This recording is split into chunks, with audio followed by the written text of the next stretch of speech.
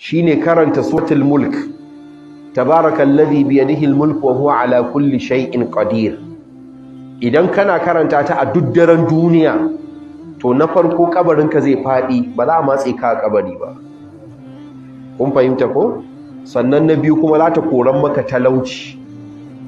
Sannan na uku za ta tsaya ran alkiyama sai an bata cetonka a filin kiyama. Haka manzo Allah sallallahu alaihi wasallam ya faɗa. Yace a Qur'ani to mutumi na kaji garabasa kenan. Yawa sai a tare ai ta bige ta. Kaga wanda bai iya suratul mulk ba an bar shi a baya kenan fa. Motar manzo Allah ta tashi ba mutun kenan. Sai mutum ya je ya koya, ya dage. Tunda muna neman kwandala, ballantana aljanna, sai mu dage.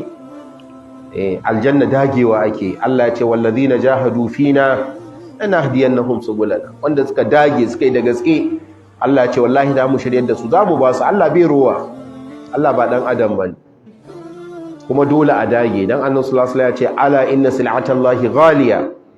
Ku saurara ku ji hajar Allah tana da tsada, ba ta da arha.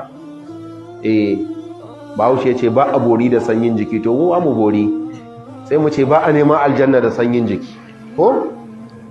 Ala inna sil'atallahi aljanna, haka Annabi sallallahu alaihi wasallam yace kar ku damu ku ta kokari. Karshen tsadan kayan Allah ita ce aljanna. An baka aljanna ka cinye komai ba asara bane.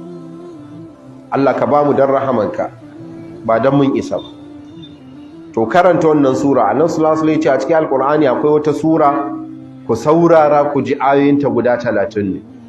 Yace ku saurara ku ji wannan suran, duk wanda ke karanta ta sai ta cece shi ran alkiyama. Yace ku saurara ku ji wannan sura, ita ce tabarakallazi biyadihi almulku wa huwa ala kulli shay'in qadir, suratul mulk. Da kan ka duwa ga ayoyinta 30 ne kamar yadda Annabi sallallahu alaihi wasallam ya faɗa. To sai an yi da gaske, in ba ka bayin zaka ji ta ka iya kila ma ka haddace, amma ba isa ba sai kai sati ba kai so ɗaya ba. Kun gane? Sai kai da gaske, ko kana dan chatting kana jefa aya biyu, kana na uku, da ka kusa na ƙarshe sai ka rufe wayan kawai ka kirubci.